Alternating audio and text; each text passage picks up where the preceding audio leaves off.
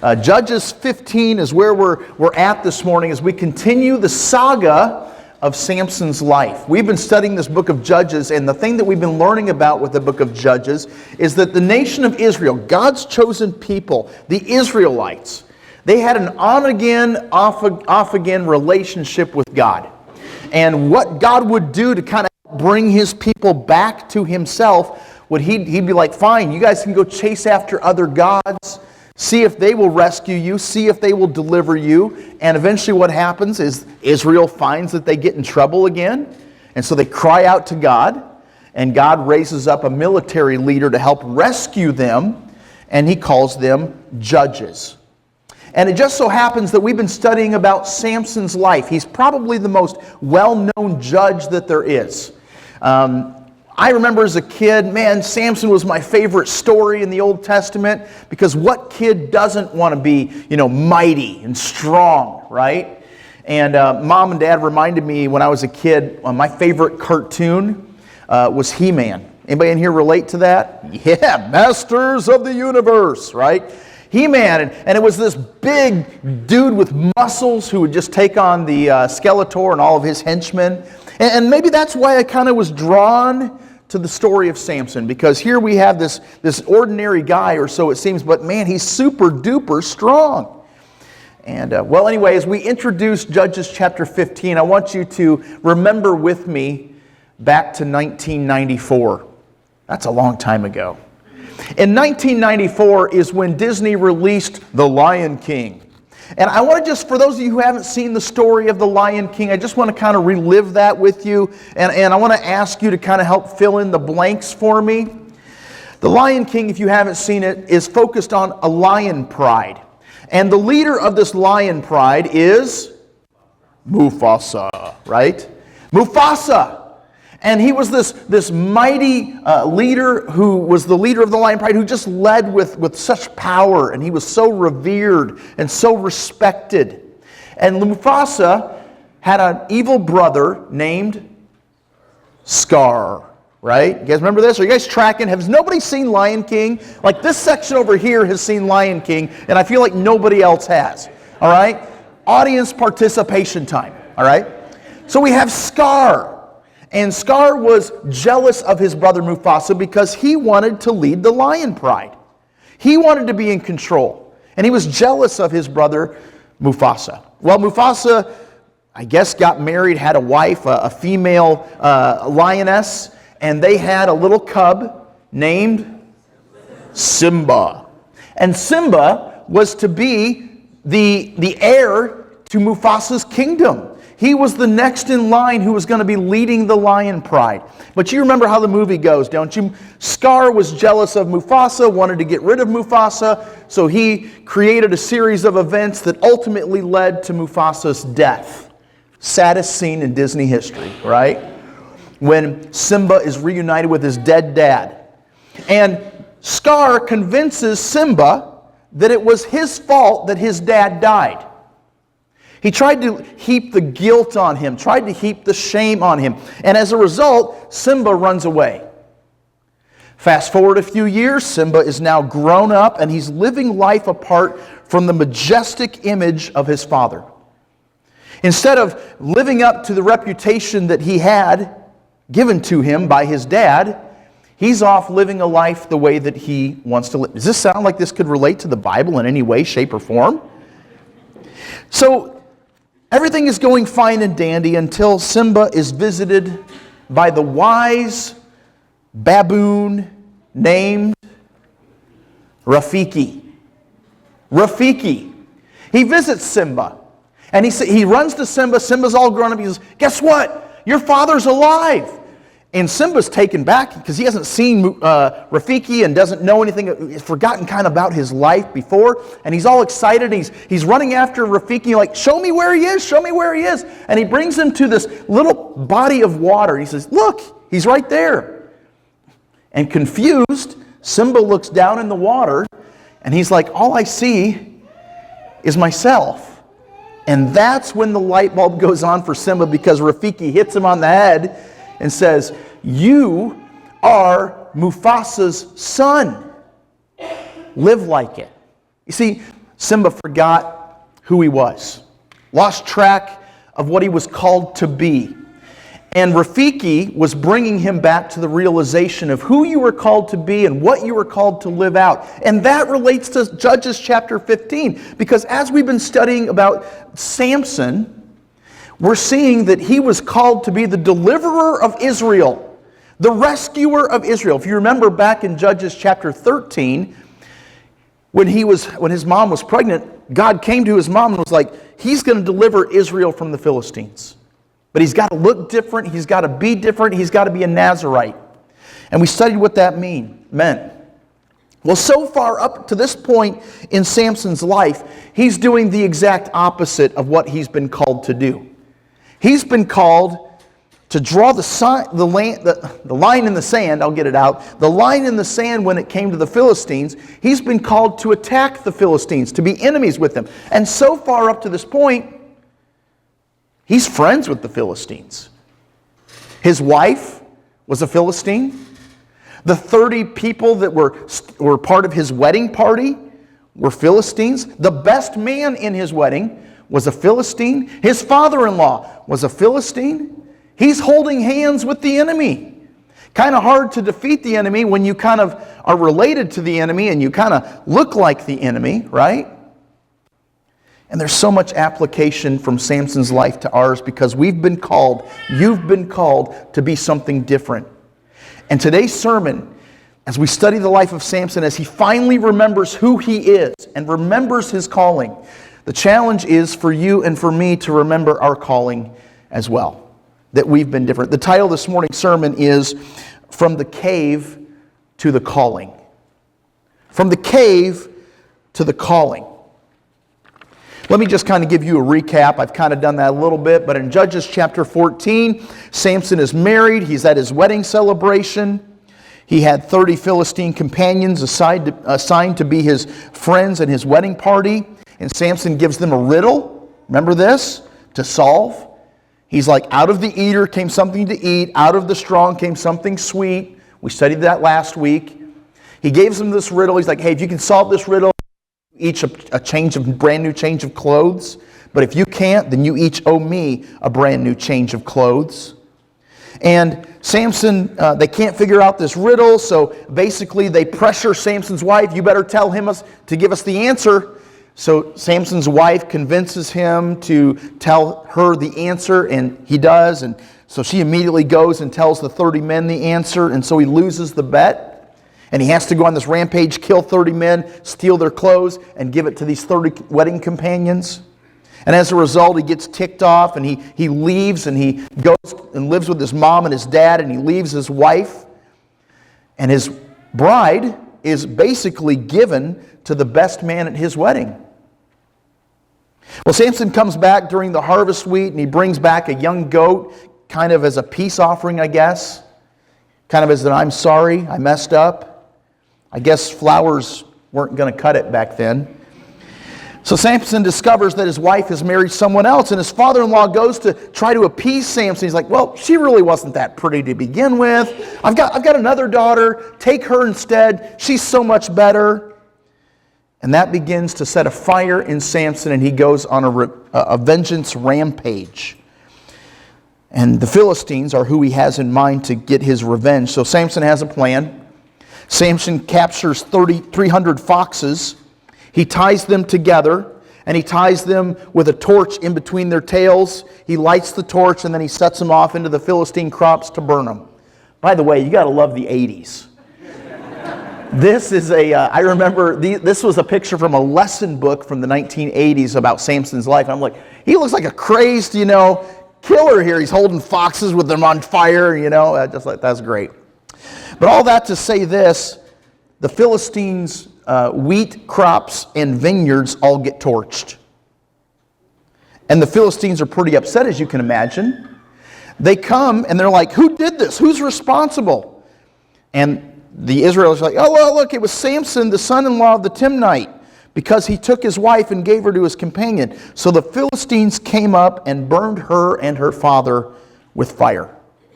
So the Philistines are upset. Their fields get torched. They're looking for someone to blame. They're told the story.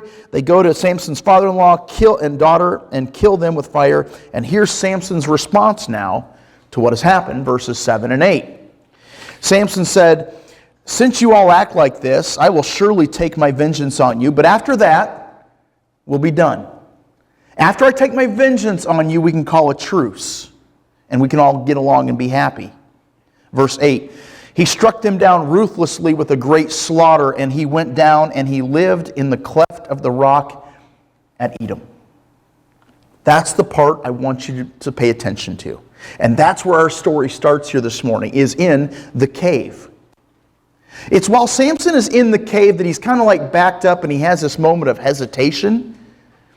And his attitude in verse 7 was this: "I'll serve my own purposes, I'll fulfill my own desires, and when I'm satisfied, when I feel like I've been vindicated and justified, well then I'll quit.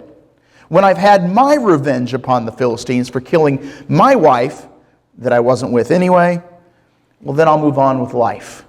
But that's not what God called him to do. You see, he's totally living life for himself in this moment. God called him not just to fight the Philistines because they offended you. God called Samson to fight the Philistines to deliver Israel from their influence and from their control. And notice where Samson goes after he slaughters a great number of the Philistines. He hides in a cave, in the cleft of the rock. Why is Samson hiding in the cave instead of dealing with the Philistines? Well, it's because I believe that he's hesitating to do what he needed to do. He knows his calling. You better believe he knows what he's been born to do. His parents probably told him that repeatedly. You are the deliverer of Israel. You're going to rescue Israel one day from the Philistines. And he's sitting here in this cave. The cave represents a place of safety. The cave represents a place of security. The cave represents a place of passivity. He's not going to do what he knows he should do. He's going to sit back and just relax for a little bit. Solitude and silence are good spiritual disciplines for a while. But you were never meant to live in solitude, and we were never meant to live in silence, which is exactly what Samson was doing. He made this cave his home, and it's not a good place for a man of God to be. He's not doing what he's been called to do. For Samson, it was easier to seclude himself in the safety of the cave than rather to deal with what it is that he's been called to do. So here's the uncomfortable question for you and for me to consider. Are you hiding in the cave? What does the cave represent for you? Is it a place of safety, a place of solitude, a place of familiarity, where I'm going to go to the cave and do what I normally do because, well, that's inside my comfort zone? What is it that you are in the cave from? Maybe an ignored conversation that you know you have to sit down and to talk to somebody. Maybe it's a family member. Maybe it's a neighbor. Maybe it's a friend. And the relationship is strained, but nobody said anything, and you've been putting off the conversation for far too long. And you've been in your cave, just kind of living life, doing what is you're used to doing, instead of confronting what needs to be confronted and say what needs to be said. Maybe the cave represents ministry, where God is asking you, nudging you, kicking you in the seat, trying to get you to serve Him in some area, and you're like, nope, I'm good. I'll just do what I'm used to doing. I'll stay in my cave hidden. Maybe for some here today, the cave that you're hiding in, the thing that you're hiding from, is the very salvation that Jesus is trying to offer to you. And you think that, well, I come to church, and that's good enough, and I'm here week after week. Listen, I'm glad you're here week after week and that you're coming to church. But God has not called you to come to church. He's called you to come to repentance. And He's called you to come to Him. And coming to church isn't going to get you to heaven. Coming to Jesus is going to get you to heaven. Listen, the cave, that's easy. That's comfortable. That's familiar. Are you avoiding or ignoring what God is calling you to? Because all too often we know that God has called us to do something, but we would rather rest where it's comfortable and safe rather than to do what God has called us to do. Man, I'm guilty of that. I'm guilty of that. This is a call for us as a church, for you as an individual, to do what you know you need to do. So Samson is here hiding in the cave. And notice what happens next, and it's very irritating to me as I read the story and study the story. Maybe it will be irritating to you as well. But the Israelites hesitate to do what they know they need to do. Look at verses 9 through 13. Then the Philistines went up and they camped in Judah and spread out in Lehi. And the men of Judah said, "Why have you come up against us?" And they said, "Well, we've come here to bind Samson in order to do to him just as he did to us." The 3,000 men of Judah went down to the cleft of the rock of Edom where Samson was and said to him, "Do you not know that the Philistines are rulers over us? What then is this that you've done to us?" And he said to them, "As the Philistines did to me, I simply did to them." Verse 12. They said to him, "We've come down here to bind you so that we may give you into the hands of the Philistines." And the Samson said to them, "Swear to me, though, that you will not kill me." Verse 13. So they said to him, "No, but we will bind you up really good. We'll tie you up really good. And we're going to give you into their hands, yet surely we will not kill you." Well, then they bound Samson with 2 new ropes and brought him up from the rock. So the Philistines hear who's responsible. They're on a mission to go get Samson and take care of him once and for all. They come marching into Israelite territory, the Philistines do, with their army in tow. And they have this army that's spread out, and Judah, the tribe of Judah is like, "Uh-oh, we're being invaded. We better go see what they want." They're like, "We want Samson. Go get him. Bring him to us."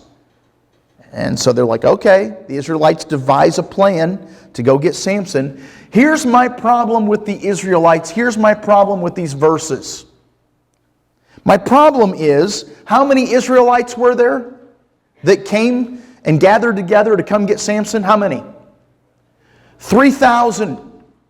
They could get an army together to go get their hero and deliver him into the hands of the enemy. Why were they not bent on joining Samson, fighting alongside Samson, and defeating the Philistines? They were too interested in their own self-preservation to take a stand with Samson. That's my problem with the Israelites. They hesitated to do what they know they needed to do. They knew that the Philistines weren't their leaders. God was their leader. And yet, instead of fighting for God and with Samson, they're like, well, we're going to go get Samson. So my question is, there's 3,000 of them. Do you think that would have been enough to capture Samson? I'm not sure, but I kind of doubt it. But it's interesting, Samson makes the statement in verse 12. He's like, okay, I'll go quietly if you promise not to kill me. Why do you think Samson says that? Is he afraid of the 3,000 men? I don't think that's why Samson said that. I think the reason that he says that is because Samson has no desire to fight with his own people. And he knows that if they're here to take his life, he's going to defend himself. And he's going to end up killing a lot of his own countrymen. And so he didn't want to do that, so he makes them swear an oath, and they take him and they bind him up with 2 fresh ropes. I find that phrase really interesting too. Was there a conversation about that as the 3,000 men are making their plans to go get Samson? Well, I've got some rope here, kind of old, but and they're like, no, we need fresh ropes, you dummy. It's not going to matter. Fresh ropes, old ropes, not going to matter. The point is this: the Israelites were putting more effort into helping their enemy than following their deliverer. Can I just say that one more time slowly for our church to hear? The Israelites, the people of God, the people who were following God, were putting more effort into helping the enemy than choosing to follow their deliverer. And I think that's a really sad commentary, but I think it's the truth of the day that there are Christians who are more busy fighting other Christians than we are winning the world for Christ. There are churches who are divided on what color the carpet should be and if we should have contemporary music, traditional music. And we're so busy fighting the enemy within that we think is our enemy, and we've forgotten that our enemy is not one another, but our enemy is Satan and every influence that he has in this world. The sides are very clear. There's only two sides, and there is no Switzerland. You don't get to be like, well, I'm going to stay out of that. There is no neutrality. The lines are drawn and distinct, and they're definitive. You're either for God or you're against God. And so which side are you? The Israelites bring Samson bound before his enemies. And verses 14 and 15, I want to read them, and then I just kind of want to study them. I didn't have a place to put them, but these are some of my favorite verses in the story of Samson, okay? It says, when Samson came to Lehi, the Philistines shouted as they met him. And the Spirit of the Lord came upon Samson mightily, so that the ropes that were on his arms were as flax that is burned with fire, and his bonds dropped from his hands. And he found a fresh jawbone of a donkey. So he reached out, Samson took it, and he killed 1,000 Philistines with it. Man, this scene is awesome. I love it so much. In these verses, Samson is marched before his enemies, the Philistines. And when the Philistines see him coming, he's all bound up. He's being marched down to them by 3,000 Israelites. The Philistines are all pumped. They're excited. They're cheering. They're like, we got him where we want him. And they think that victory is theirs. Now, I've always wondered what this scene looks like. Was Lehi part of a city? Was it on the hill? I think it was definitely on a hill, because that's what Lehi means, is a hill. But it's interesting here that Samson's coming and they see him from a distance, and he's being paraded, probably mocked. Were they throwing things at him? I don't know. But his scene is very familiar to me as to what Jesus' scene was as he was being led through the streets to Golgotha carrying his cross. People lined up, shouting things at him, spitting things at him, whipping him. They saw him as an enemy who was defeated. We've got Jesus right where we want him. He's being marched to that hill. He's a criminal. He'll die for his crime. Right? Little did they know, much like the Philistines, that Jesus, little did the people know that Jesus was the Savior of the world, and what he was about to do on Calvary's cross would totally blow their minds. And what Samson was about to do to the Philistines as he gets near to them totally blows their mind. So here comes Samson, bound, enemies cheering. You know, don't you, that your enemy is cheering for your destruction? We're told that that Satan prowls around like a lion looking for someone to devour, that he is a thief who only comes to steal, to kill, and to destroy. He's not your friend. He has nothing good in mind for you. He wants to see you utterly destroyed. Satan wants you wrecked. He wants you defeated. And sometimes sin gets a hold of us, and it just makes a mess of our life. And maybe you're here today, maybe you've got a history and it's messy. God's brought you to this place today. I believe wholeheartedly God has orchestrated our time together from His Word. Because maybe you need to hear that even though you've made a mess of the landscape of your life, that you're in good company. Samson made a mess of his life. Every decision up to this point was a mess. David made a mess of his life. Moses made a mess of his life, missed out on the promised land. And yet God uses people who constantly makes messes of their lives, from generation to generation. And all it takes, listen to me, all it takes is making the right decision in the midst of your mess to begin it, to turn it around. Make a good choice. And today can be the good choice. So here comes Samson. His enemies cheer. He's seemingly defeated. And in that moment of celebration over Samson's apparent defeat, they're in for a surprise. And look again at verse 14. The Spirit of the Lord came upon Samson mightily, so that the ropes that were on his arms were as flax that is burned with fire, and his bonds dropped from his hands. I want to know what that looks like. I would love, when I get to heaven, that's going to be the first DVD in the library of heaven that I pop in, because I want to see this scene. They're all cheering, yay, here comes Samson. Uh-oh,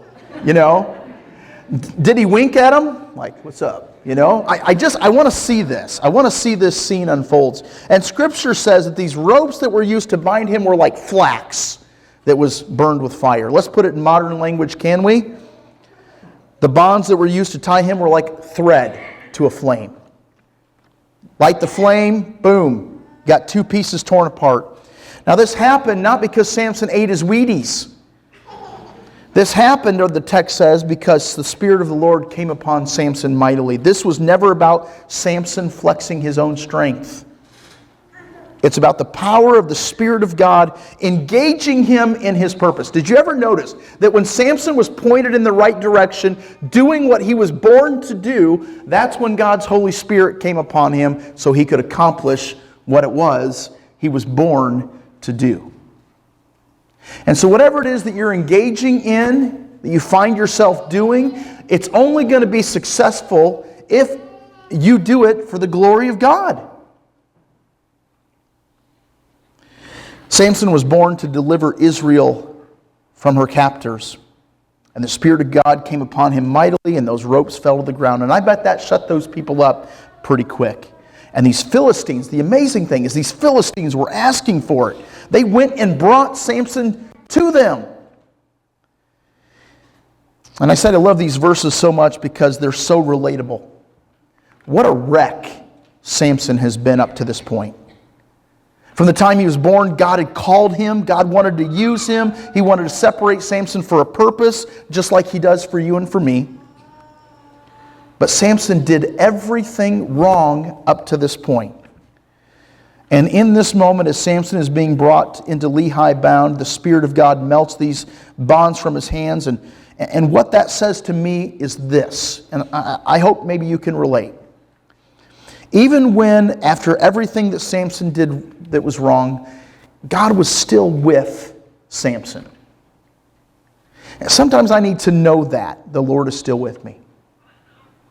That He hasn't given up on me. Have you ever felt that way? That maybe you just did one too many bad things and God says, okay, I'm done with you. I can't use you.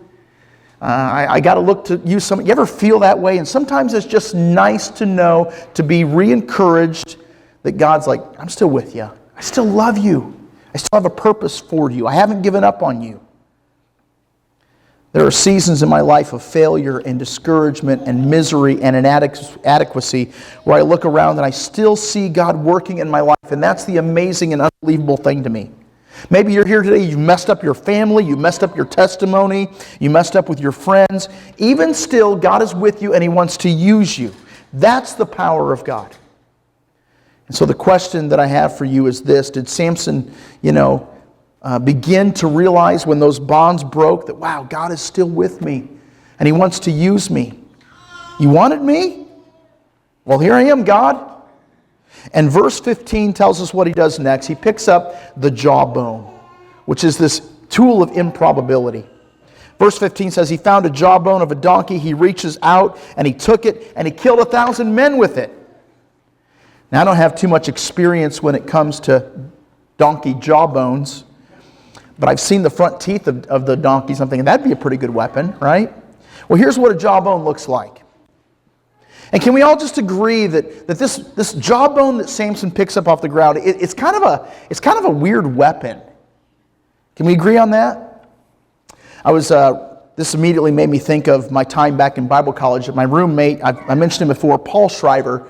He was the best man at my wedding. To this day, we're still really good friends. And I was just reminiscing with him about this. Have you ever had those weird conversations with your friends? And I'm no different than you are. I have weird conversations with my friends. And I remember back in Bible college, we were sitting in our dorm room. We were sitting on our beds talking. And I don't even know how it came up. We were talking about we were looking around the room, what would make a good weapon? If somebody came in here and tried to, kill us or murder us, what would be a good weapon that we would grab to defend ourselves?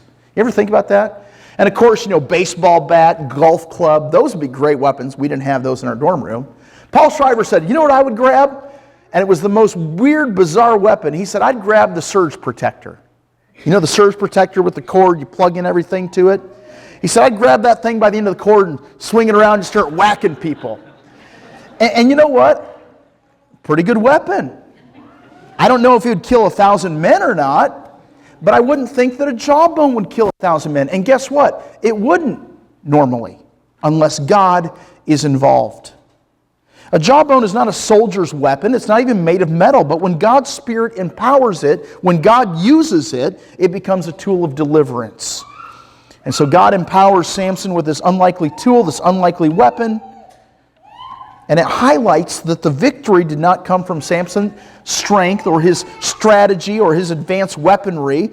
The victory came from the Spirit of the Lord. And so let me just ask this one last question that I think is pertinent for you today. What is the unlikely tool in your life that God is using for His glory? What is the thing that you have that as everybody else looks at it, looks pretty normal, and maybe you're like, I have nothing to offer God. I have no tools in my repertoire. That's one of the reasons I love this Multiply It Faithfully campaign. We've been talking about this Multiply It Faithfully campaign, and it's coming to an end at the end of August. And if you remember, we offered you the opportunity to take $10 of the church's money and to somehow multiply that for His glory. And so many of you have done that. You've run with it. You've been created. You've used the tools that others would look at and be like, what can you do with that for God's glory? Baking things, making things, helping with things.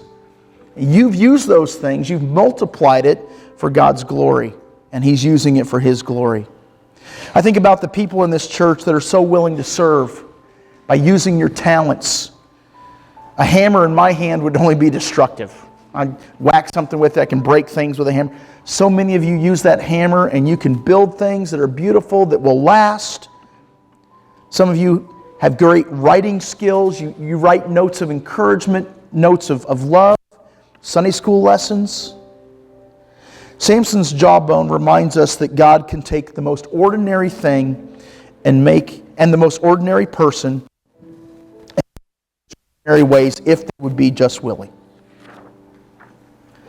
And the wrong question to answer as you look at the supplies you have available to you isn't, is it enough?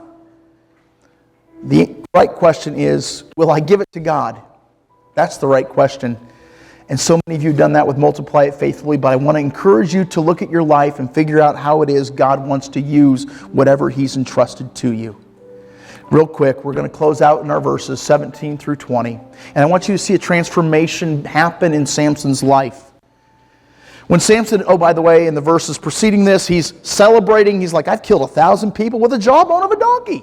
He writes a song about it. You can read about it.